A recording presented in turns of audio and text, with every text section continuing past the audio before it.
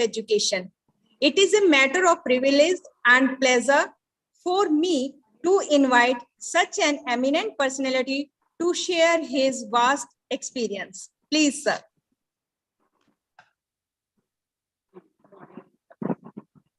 मेरे पास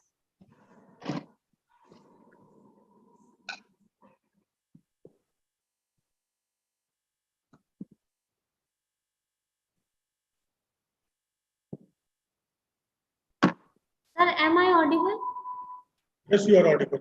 Am I audible? Yes, you can start the session, sir. Thank you very much. सबसे पहले आप सबको शिवरात्रि की हार्दिक शुभकामनाएं, कारगिल विजय दिवस की भी हार्दिक शुभकामनाएं।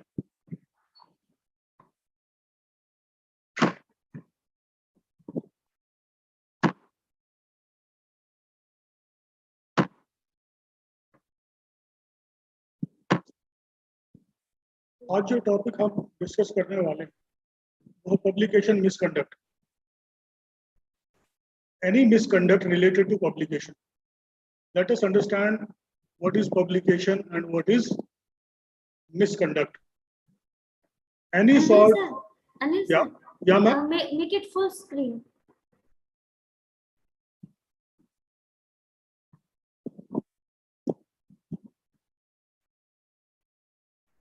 In hand, yes.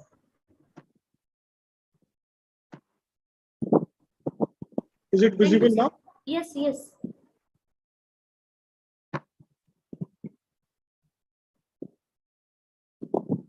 Yes, it is now. You can start, sir. Thank you.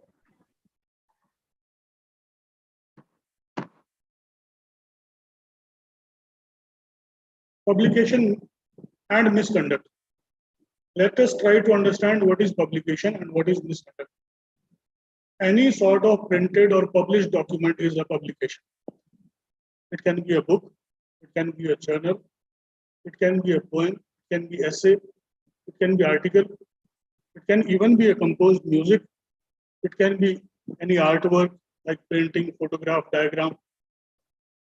And what is misconduct? Any malpractice or mistreatment adopted by anyone. Basically, there are 4 parties involved in any publication. We will be basically focusing on publication of research paper or publication of article. In any publication, basically 4 parties are involved. One is publisher, second one is editor, third party is the reviewers, and fourth party is the authors. Publishers are the businessmen or the business organizations who publish journals for the purpose of making money. Editors are basically academicians related to a specific field who, based on their expertise, they act as editor, they decide whether the content that has been submitted by the author is worth considering or not, or is it worth is it good for our journal or not. Then comes the reviewers. 2 reviewers are there. Generally 2 reviewers are there. These are people who are related to the specific field on which the author is writing the paper. And then comes the author. These are the researchers, people who write the research papers. Now question arises that what type of common misconduct can be there by authors. One is plagiarism. Plagiarism is nothing but copying. When you copy text, words, terms, thoughts, ideas, data, figures, research methods, music, poems, images, without giving due credit to the original person who has written the material, it is called plagiarism, copying. Then comes fabrication. Fabrication is concocting or making up of the data. When a researcher, in spite of collecting the data from the field, what he does, he sits at one place and note down fabricated data or note down the hypothetical data and uses that data for data analysis. This type of issue is called as fabrication. Third point is falsification. There is slight difference between fabrication and falsification. In fabrication, the whole data is cooked up. But in falsification, the researcher has collected the data, but he has deliberately, intentionally changed the data, or he has deliberately changed the results. It is called falsification. Fourth point is duplicate or multiple submission.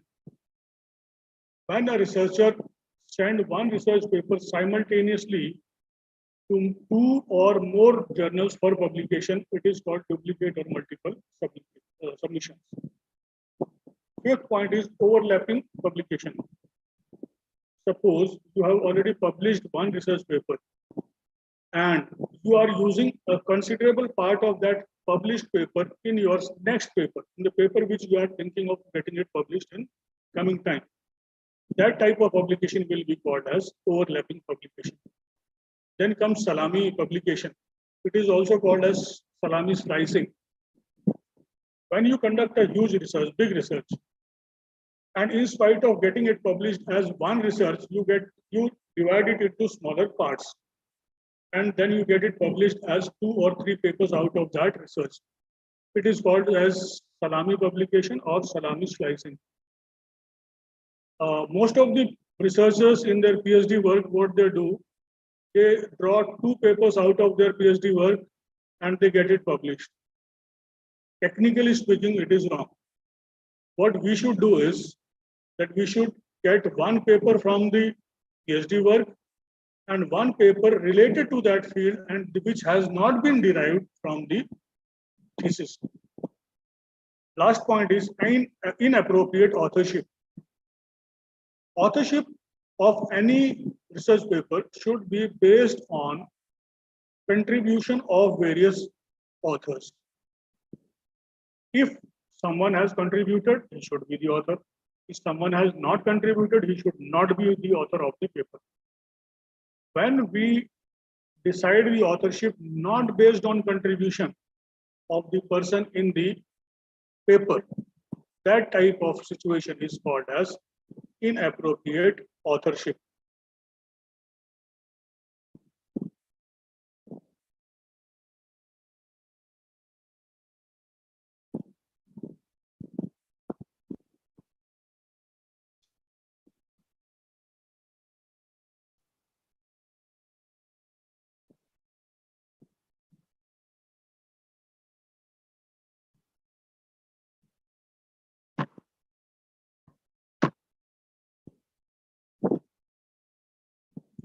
In the initial discussion, we said that there are 4 people involved in any type of publication. We will be discussing these 4 institutions, 4 people, one by one. Editors. Responsibility of editors to check that there is no misconduct in publication. The publication decision is basically taken by the editor. Okay, there are contribution of the reviewers also. There are feedback of the reviewers also. But whether to publish a paper or not to publish a paper, the main decision is taken by the editor. The decision to publish is based on the policies of the editorial board. The opinion of reviewers is crucial. Sometimes you may even contact third editor, fourth editor to consult whether a paper is worth publishing or not. It is also the responsibility of the editor to check any case of infringement of plagiarism or copyrights. Second responsibility of editor is to get the paper peer reviewed. Peer reviewed, generally 2 independent reviewers review a paper. Sometimes if there is requirement, additional opinion of third or fourth reviewer may also be taken. In most of the cases, we have blind reviews. What do we mean by blind review? Blind review means you as author do not know who the reviewer is, and reviewer as a reviewer do not know who the author is. This type of review is called as blind review. Some journals go for open reviews also, where the identities of the researcher, author, and the reviewer is not hidden. It is also called as masked or unmasked reviews. Conflict of interest. During peer review, it is the responsibility of the reviewer to see whether there is any conflict of interest of author, whether he has used self-citation. One thing the editor has to do, he has to ensure that the review process is fair, unbiased, and timely. Next responsibility of editor is fair play. The evaluation of paper should be done purely on the basis of merit of the paper. There should not be any discrimination on the basis of gender, race, religion, citizenship, or any other parameter. The editor should make the reviewer understand what is expected from the authors, side by side, what is expected from the reviewers. If this policy is written and it is intimated timely to the authors as well as reviewers, then the possibility of conflict decreases. The review process should be transparent, complete, and there should be honest reporting. Whatever are the reviews of the reviewer, that should be honestly and transparently reported to the authors.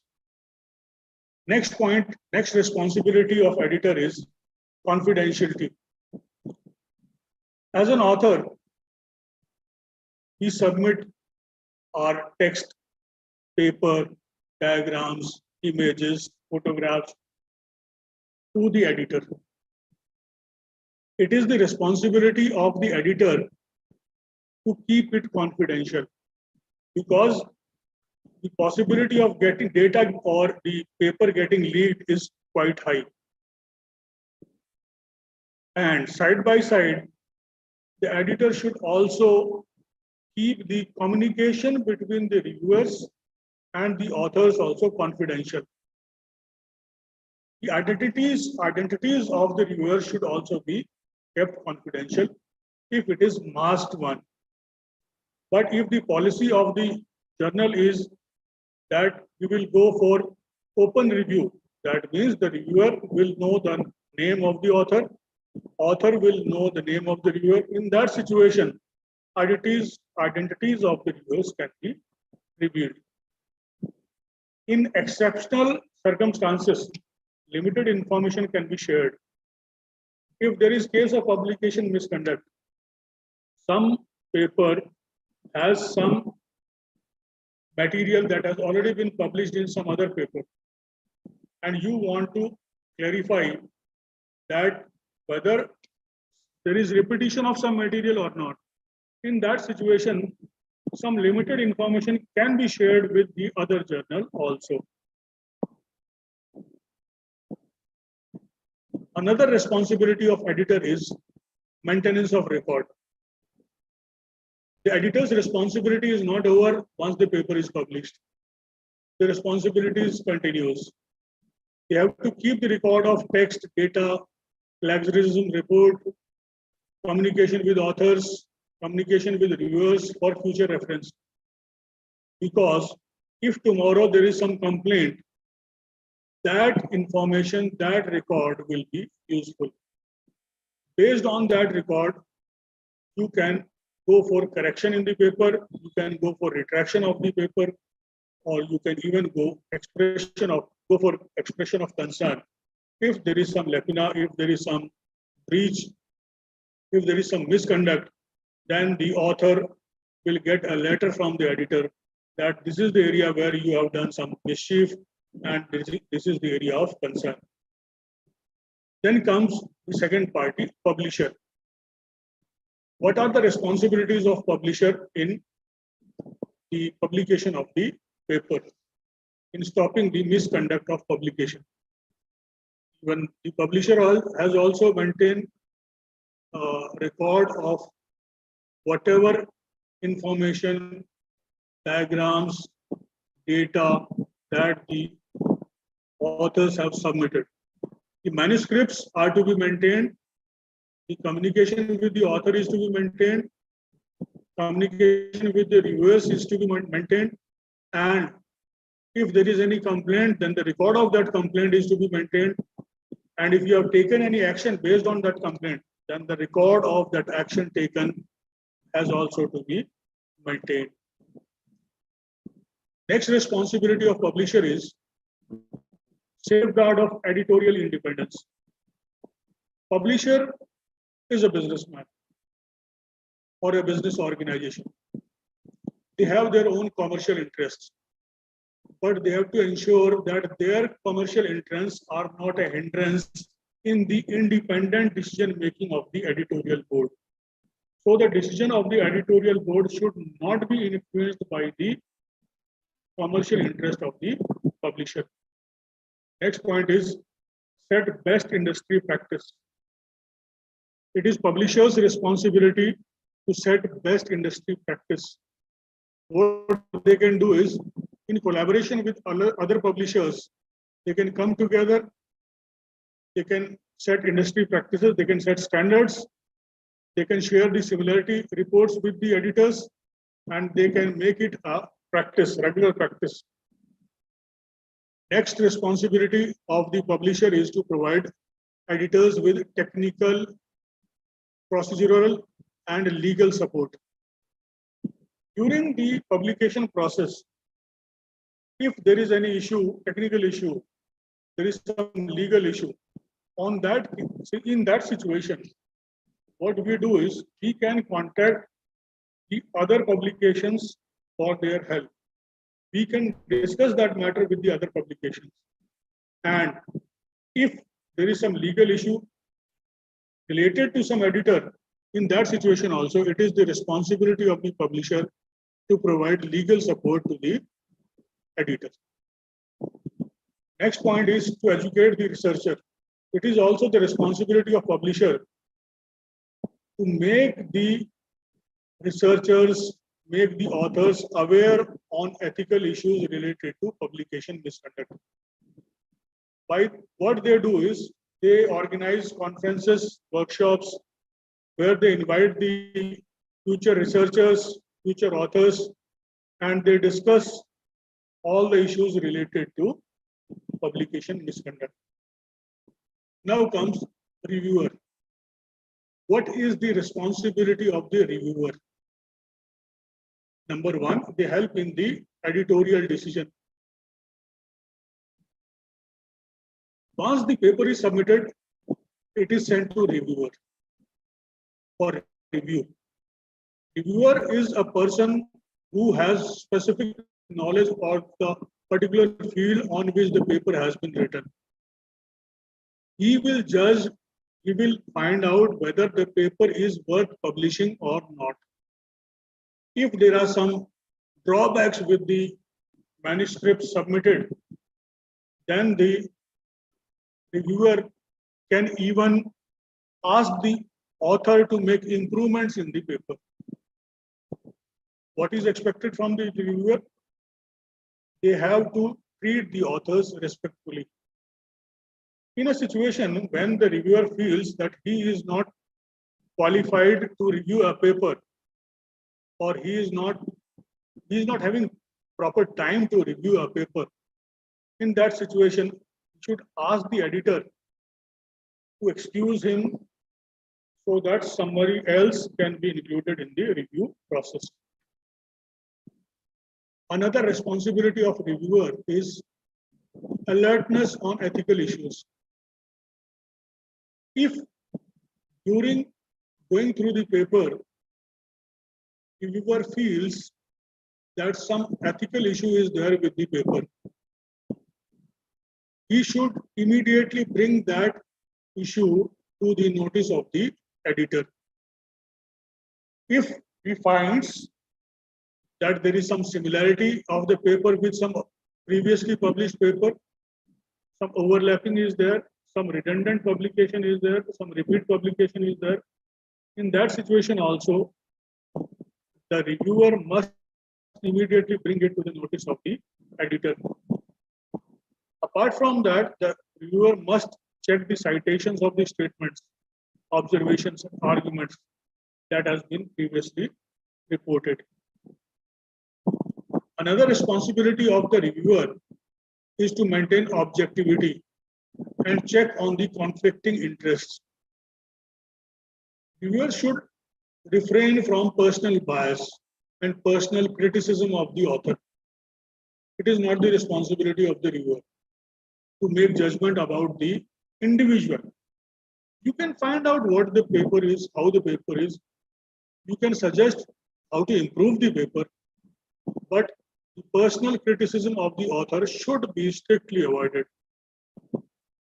If reviewer has certain views on a paper, then he should give supporting arguments that why he thinks that this paper has this lacuna. If there is conflicting interest between the reviewer and the author, in that situation, the reviewer should excuse himself from the review process. It is a common practice for the reviewers to ask the authors to cite their papers, but it is unethical. Reviewers must not force authors to cite their papers. The fourth party involved in the publication is author. And there is huge responsibility on the shoulders of author to maintain ethics. Number one is objectivity of reporting. Author should always try to give original work for publication, his own work.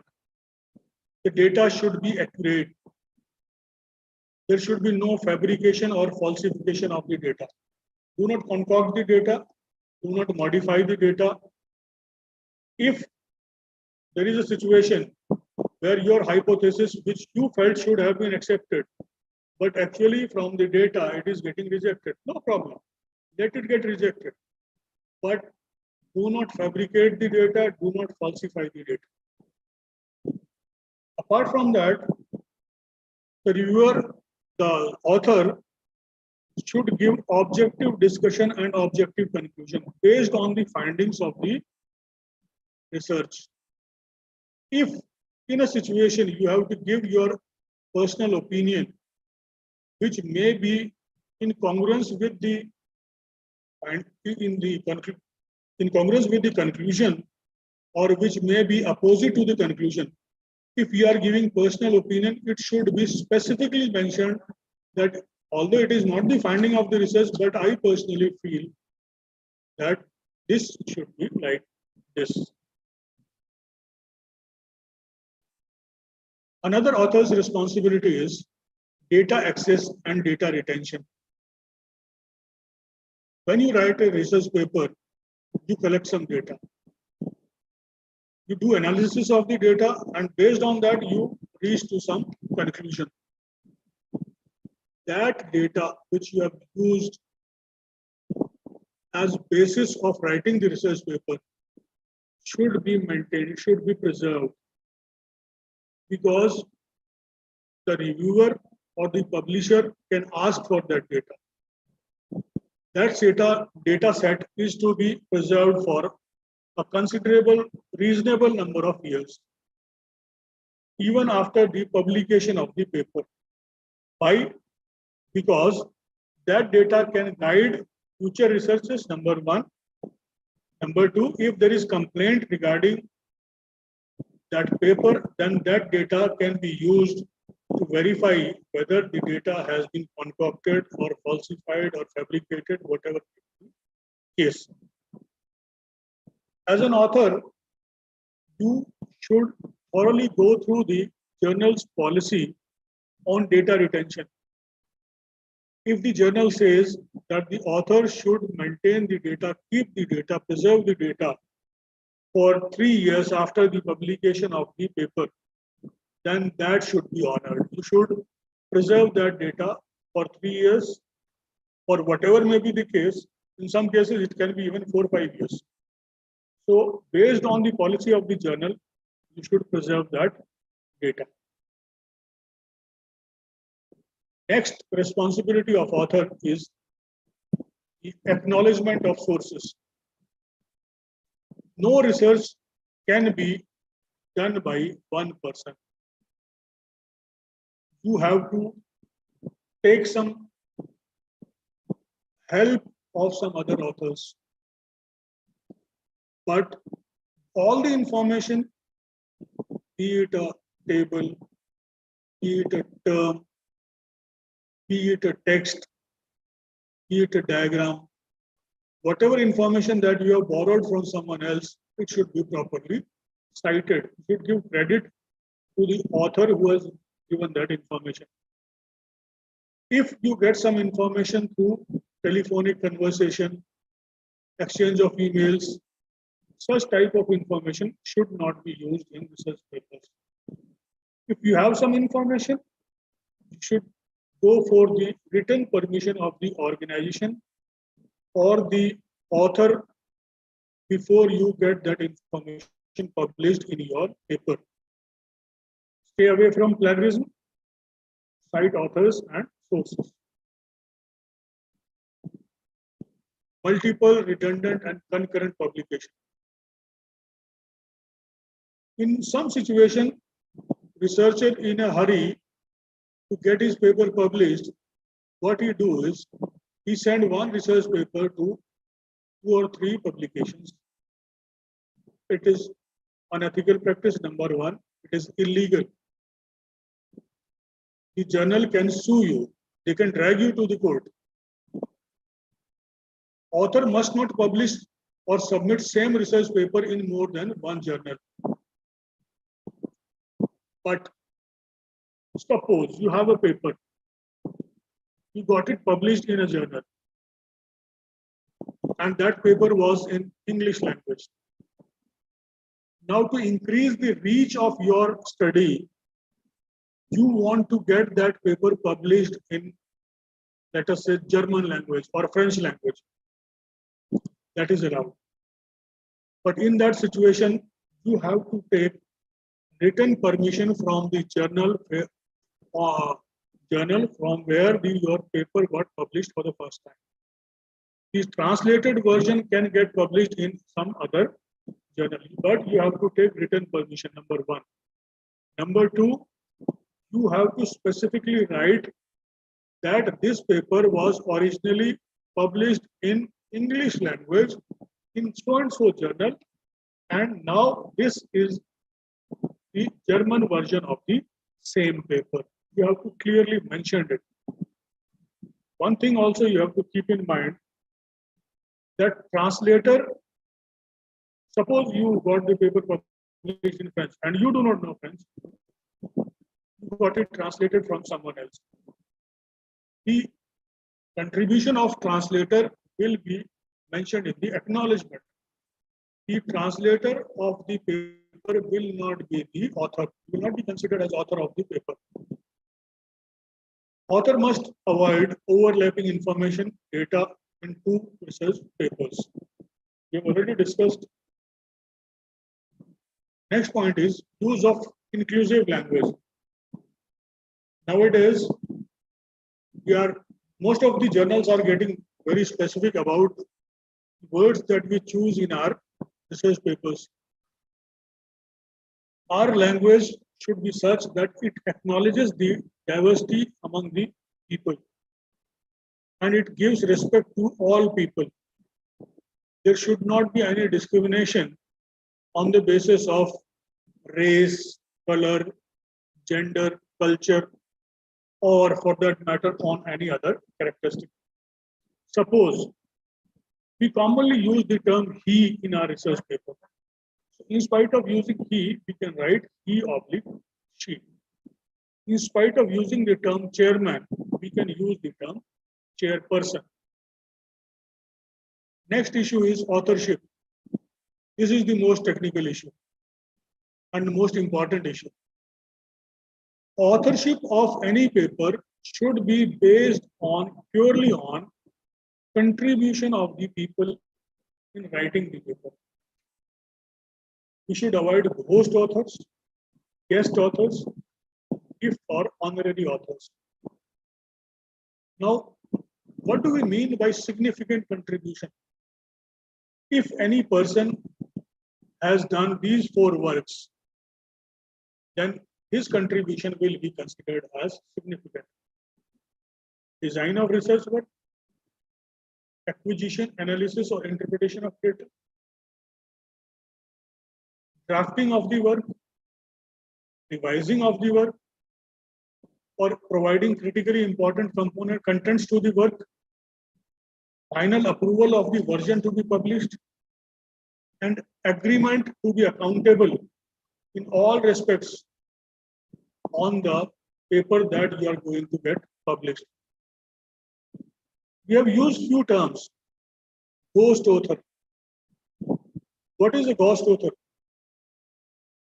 Ghost author is someone who has written the paper, but he doesn't want his name to appear on the paper.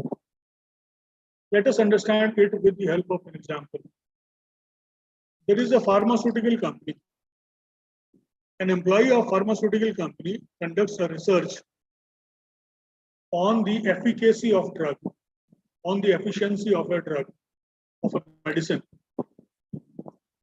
And in that paper, he is finding out that so and so medicine is more effective as compared to other medicines. But if he writes it as employee of some pharmaceutical company, then the credibility of that author may be questioned. His interest may have some conflict. Conflict of interest can arise, like interest as an author and interest as an employee of an organization. So in this situation, what people do is they write a paper, they get some authors who has not contributed in writing the paper, they get the paper published in the name of people who have not contributed. Such type of author is called as ghost author. Guest author. Who is a guest author?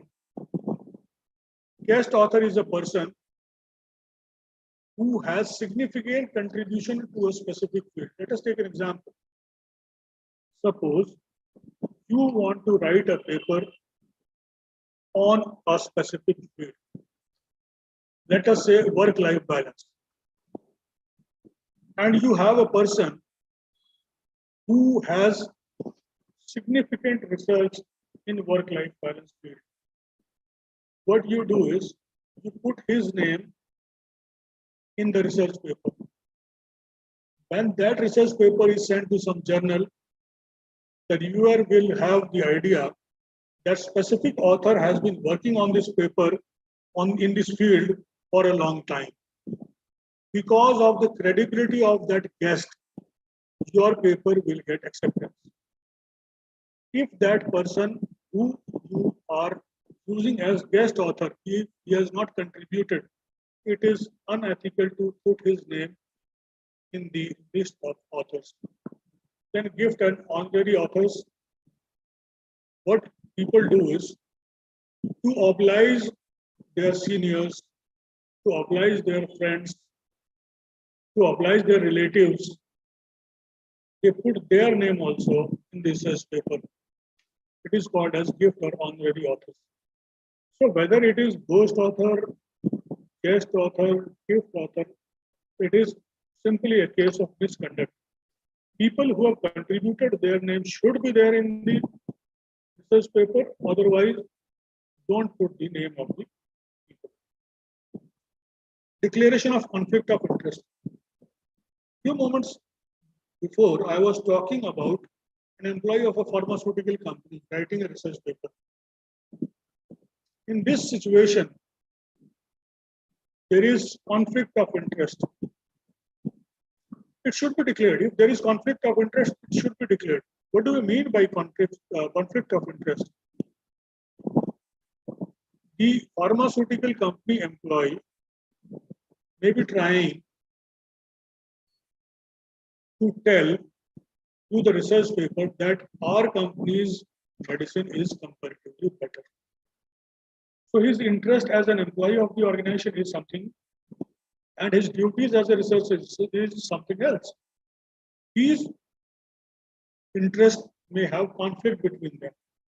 So if a researcher has got some interest in some organization, it should be specifically mentioned while submitting the paper. Some of the researchers are financed by some funding agencies. That source of finance should be specifically mentioned by the researcher while submitting the paper. Suppose there is one agency that has funded your research, and if you are hiding the name of that agency, then it is misconduct. You should tell the journal, you should tell the editor that this research was financed by so and so organization. Image integrity. If you are using image from a source, then you should try to preserve the originality of it. You can change the brightness and contrast to improve the visibility of the image, but you should not add something to the image, or you should not remove something out of the image. And due acknowledgement should be given to the person whose image you are using. That is it. If you have any questions, you can put it in the chat box.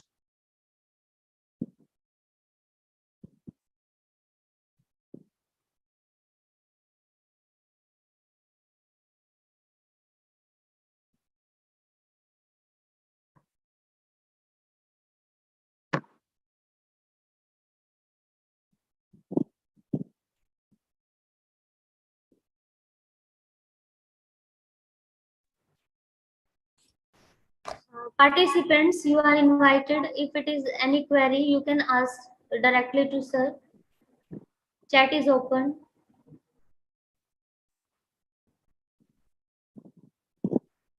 If it is possible to unmute yourself, you can even unmute and ask the question. Sir, it is unmuted. You can do. You are having the. I'm asking about the participants. If they have any question, they can put it in the chat box or they can unmute it themselves. Sir, they can put their query in the chat box. Okay, no issues.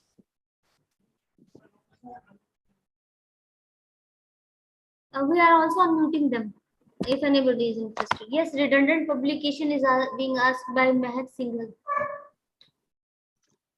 One publication that has been already published, you are using data of that same publication in some news paper, that will be the redundant publication.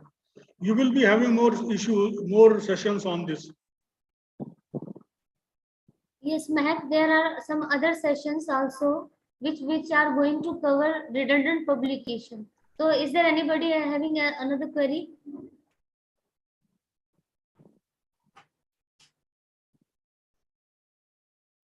I think there is no query in chat box and not in my WhatsApp also, because many of the scholars and participants are watching by YouTube also. I deliberately kept the session short so that the discussion can take place, but unfortunately, participants are not willing to participate. No problem. It could be better if it is interactive. So participants, you are invited to have interaction with the sir. Yes, of course, it is nice one and informative also. But you are invited to ask to specify your query.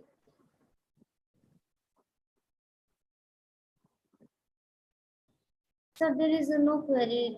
No. Okay, Yes, what is conflict? It is Chandan Bala Jain. Conflict. Yeah, conflict of interest is I gave you example of a pharmaceutical company employee. If he is writing a paper, he has two interests. One interest as an employee of the organization. He want to promote his product. He want to tell that my company's product is better. The second interest as a researcher, he has to be just, he has to be objective. He has to tell, he has to give the original findings of the research. So in that situation, if there is conflict of interest, it should be mentioned in the, while submitting the paper, that it should be mentioned that I am employee of so and so organization and I am writing this paper. It is the responsibility of the reviewers to check whether the paper is biased or not. In that situation, the data set of the researcher can be asked to be submitted, and the editors can, or the reviewers can do further research on the data set to find out whether the data is original or not, or the findings are original or not. Yes, another query with by Seema Banwala. Sir, I have a question about UGC care journals. Seema, actually, sir, it's okay, sir, will satisfy your answer and try to give it. But there will be another session on UGC care list, web, scopus, etc. So all the topics will be covered in publication ethics one by one. Go through the schedule also. There is another, sir, would you like to share something on this question? Please tell us about UGC care journals. The list is easily available on the website. Check the list. Go to the UGC website. You will find the list of journal which you want to target. Write a paper according to that journal. Go through the guidelines for the authors. Before you write a paper, you should go through the guidelines for the authors. Read the guidelines. Prepare the research paper as per their requirements. Submit it. Will get published. Ghost authorship. Sonu is asking. Ghost author. Someone has written a paper, but he is not there in the authors. He is called as ghost author. Blind review by Sonu again. Blind review. Your research paper is sent to two people for review. If you do not know who those two people are, and the reviewer do not know who the author is, it is called blind review. Seema asking about importance of national and international journals. So, Seema, it is if you are a researcher, it's a quite common question. But still, yes, sir. Don't go for national or international, because that is not the best criteria to judge the quality of a journal. Look for impact factor, look for its rating, then decide. Just going through the name that the journal is international and it will be better, that may or may not be the case. To which limit can we take the references in our thesis? Lovely. Lovely, before going to the sir, I would like to know that there is another session with the bibliography and references. Why you are not seeking the information in the schedule? In schedule, all the topics have been covered better. Sir, if you want to highlight something. I want to add one thing. I missed it in the presentation. Yes. There is one website, Committee on Publication Ethics, COPE, C-O-P-E, Committee on Publication Ethics. You can visit that website to know that what different misconduct can take place. If you want to read it further, if you want to know further about the publication misconduct, you can go to the website of COPE, C-O-P-E, Committee of Publication Ethics. Yes, COPE and BMU, both are working. BMU is also there. Yes, sir. Both are working in the same. They are providing guidelines to the authorship as well as publication. Another question. I had an interview. My one paper is considered national and the other one is international and given marks on the basis of this particular criteria. Seema is asking. She's asking about why marks were not given for a paper. See, if although it is not the topic of discussion, yes, but once you have asked the question, I must tell you, go for reputed journals. Go for UGC listed journals. Go for Scopus index journals. Then there will be more weightage to the paper that you get it published. Thank you, Anil sir. There are no query remaining in the chat box. I have covered all. Thank you, Anil sir, for such a wonderful session you have taken on this important topic and explain all the relevant aspects of authorship, publication, and misconduct. Also explain the responsibilities to be fulfilled by the author. So it, it is. I'm very fortunate that we are honored yeah, having a wonderful resource person like you and rendered all the information regarding this publication, misconduct, and publication to the students and the participants as well as the difficulty members. Might be they are enlightened with your session. Hoping with that, we are going to wind up this session. Thank you, sir. Thank you, Anil, sir, Thank you. for such a wonderful session. Thank you. So participants, today we have very informative and wonderful sessions with our eminent personalities and having a lot of experience who put a lot of efforts in preparing their PPTs so that they can make you aware how hard work is necessary, how originality, innovativeness is important.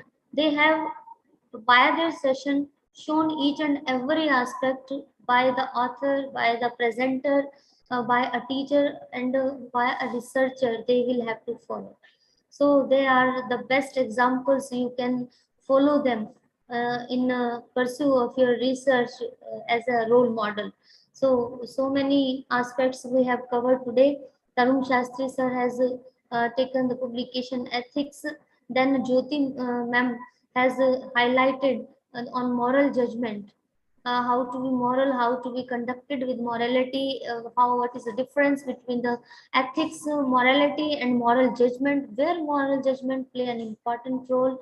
And now the last session taken over by Anil sir. He has covered the remaining aspects of publication misconduct. So today we have covered all the sessions. और सभी को मैं ये कहना चाहती हूँ कि आपके रिसर्च पब्लिकेशन एथिक्स के, खासकर पब्लिकेशन एथिक्स के कल से सभी टॉपिक्स स्टार्ट हो चुके हैं. तो आपके जो भी नोन है, पार्टिसिपेंट्स नोन है, please try to mark your presence here. 132 participants now on the Zoom while some are on the YouTube.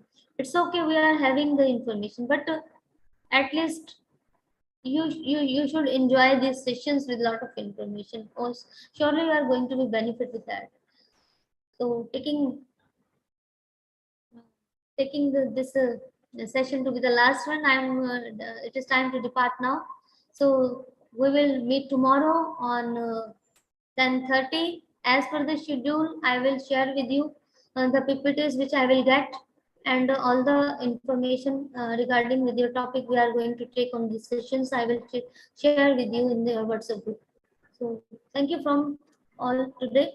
Thank you from Department of Education and Baba Musrat University. We will meet tomorrow.